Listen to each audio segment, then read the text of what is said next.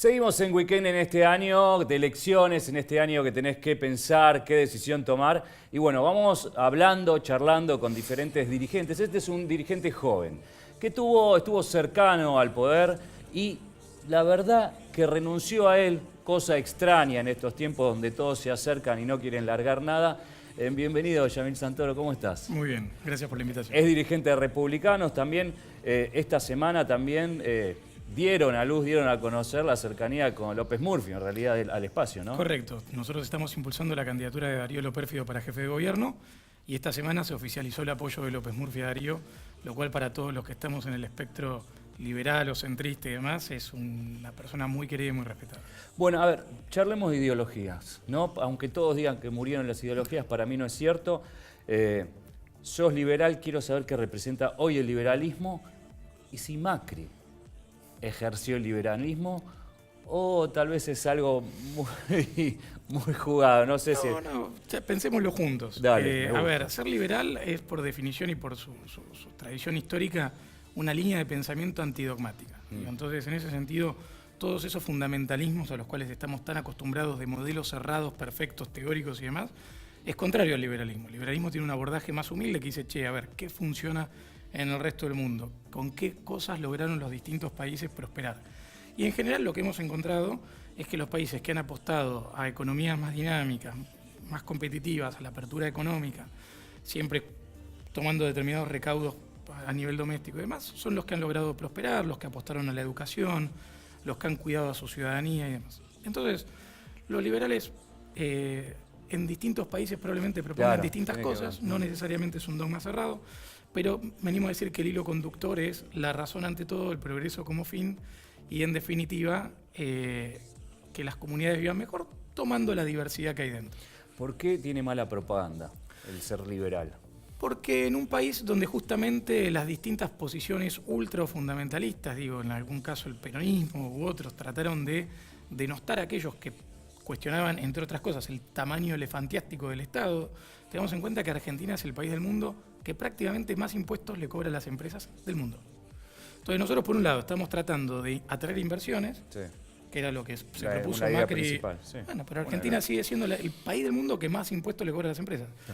Lo liberal lo que decimos es, mirá muchachos, no es muy difícil.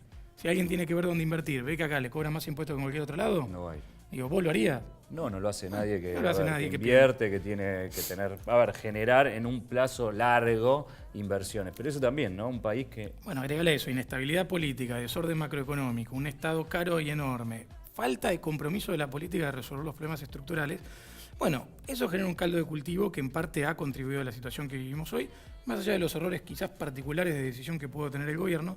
Y ahí respondiendo tu pregunta, yo no creo que Macri haya llevado adelante un gobierno liberal. Es más cerca de un conservadurismo, podemos hablar. Una socialdemocracia, creo, y también hay que entender el momento que le tocó gobernar. Podríamos decir que era un gobierno de transición. El problema fue que en lugar de haber optado quizás por una política más dura de entrada, con un ajuste más contundente y en todo caso tomar deuda para contener a los sectores más vulnerables, lo que se trató era quedar bien con todos, no pagar costo político y por el gradualismo, que si salía bien, Macri pasaba a los libros de historia como el refundador de la Argentina.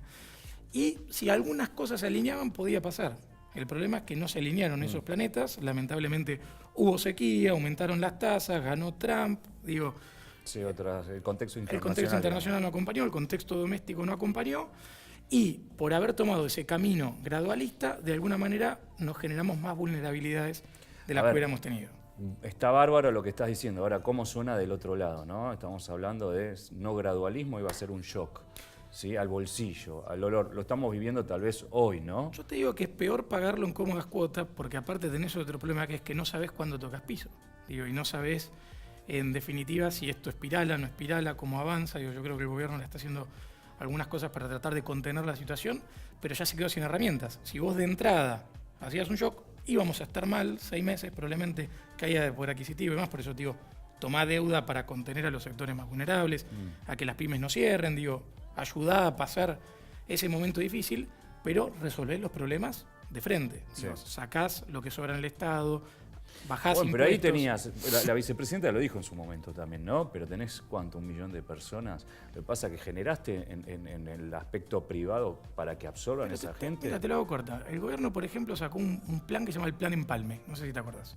El Plan Empalme lo que proponía era que aquellas personas que eran beneficiarios de planes sociales, parte de lo que se le pagaba como planes, si un empresario elegía contratarlos, iba a cubrir Hacer parte del una sueldo de parte, ese plan. sí, ¿No? sí, Uno sí, dice, uy, buenísimo.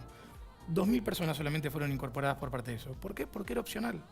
O sea, el problema de la Argentina es que la ayuda del Estado no es que te orienta o te empuja a salir de esa situación de pobreza estructural o de dependencia del Estado en la que estás. No estamos hablando de no ayudar a la gente que realmente necesita la ayuda del Estado. Lo que pasa es que hay muchas otras personas que podrían, con ayuda del Estado, volver al sistema, pero que lamentablemente, como no estamos orientando bien los incentivos, en lugar de que esas personas formen parte de la economía productiva, justamente contribuyen a cobrarle más impuestos a la economía productiva. Sí, es difícil lo que se vive. Bueno, los impuestos, como dijiste, creo que es clave en este momento para entenderlo. Lo que pasa es que tocas hoy, ¿no? Estás hablando de 5 millones de jubilados en el último lapso del gobierno anterior, pero no hay 5 millones de gente que está produciendo para sostener a ese sistema. Ese era el margen que vos antes sí tenías, que era más fácil, que vos podías bajar impuestos, financiar la diferencia recaudatoria y que después por expansión económica compensaras la recaudación. De hecho, esto pasó con el campo. Al campo le bajaron los impuestos y la recaudación que obtuvo el Estado por haber bajado las retenciones fue mayor que lo que dejó de cobrar. ¿Por qué? Porque tuviste un aumento de 28% interanual en el segmento agro. Ahora, con el país que tenemos, porque Sí. a mí, no, te digo la verdad, esto de refundar y cosas, no. Con este país que tenemos, ¿qué se puede hacer? A ver, propuestas del liberalismo, podemos decir, Podemos decir. para encaminar este país. Bueno, acabamos de hablar una muy concreta. Agarremos todos aquellos que son beneficiarios de planes sociales y decís, yo te mantengo el plan en la Sí. medida en que estés buscando trabajo o te emplees. Y bien. en todo caso, al privado, que hoy está enfrentando una situación difícil por caída del mercado doméstico o lo que fuera, te subsidia una parte de ese puesto de trabajo por una X cantidad de tiempo. Claro. Una cuestión muy básica Sí. que ayuda a que aumente la productividad. Segundo, hagamos un nuevo pacto fiscal. Argentina tiene arriba de 35% de evasión fiscal, más o Sí, menos. sí, sí, sí. Bueno, sabemos que un tercio de la Argentina evade. También sabemos que si le cobramos el 100% de los impuestos a muchas pymes y a muchas personas, las quebramos. Desaparecen, sí. Bueno, sincerémonos, Eso es realismo. sincerémonos Sí, es y digamos, necesario. che, mirá, hoy la carga tributaria es esta, bajémosla, pero que empiecen a pagar todos. Y paso a paso vas bajando impuestos, ensanchando la base, bajando impuestos, ensanchando la base. Puedes tener algún año quizás de dificultad, alguna empresa que le cueste ese encaje, pero en definitiva pasás a ser un país razonable. En cuanto a educación, en cuanto a los planes, ¿sí? ¿Qué es eso? ¿Qué solución? Bueno, lo de los planes te lo acabo de decir que es... Sí, está bien. Eso sería una parte, porque vos sabés que tenés muchos de esos. ¿Cuánto pueden absorber las pymes? Porque eso también podría hacerse un plan a largo plazo, ¿no? En un primer año que absorban tanto, en otro tanto. Estamos de acuerdo. Digo, me parece, a ver, que seamos realistas, ¿no? Como hay que ser realistas siendo de que el realistas. gobierno que viene, sea del frente que sea, va a tener que vivir con lo justo. Correcto. Gane quien gane. Gane quien Y eso gane. es importante también tenerlo presente porque ahora en elecciones probablemente nos prometan muchas cosas y lo que hay que preguntarse, como cuando decían retrotraigamos las tarifas. Fantástico. ¿Y en qué vas a recortar el presupuesto entonces? Porque no hay plata. Claro. Digo, no es un tema de quiero, es un tema de puedo. Y el problema de la Argentina es que presupuestariamente ya no puede más. Y si no empezamos a discutir en serio de dónde empezamos a recortar lo que sobra, vamos a seguir empantanándonos en distintos problemas fiscales. Ahora, respondiendo a tu pregunta en relación al tema de la educación, lo que nosotros proponemos, por ejemplo, es que en materia educativa, para resolver un problema, por ejemplo, en la Ciudad de Buenos Aires, que tiene que ver con las vacantes, es que para todos aquellos alumnos que no alcancen las vacantes públicas, que se permita que un monto de dinero equivalente a lo que destina el sistema público educativo para que sean escolarizados en el sistema público, puedan utilizarlo en algún instituto escolar. Es lo que vulgarmente Sí, se sí, conoce sí. como cheque escolar.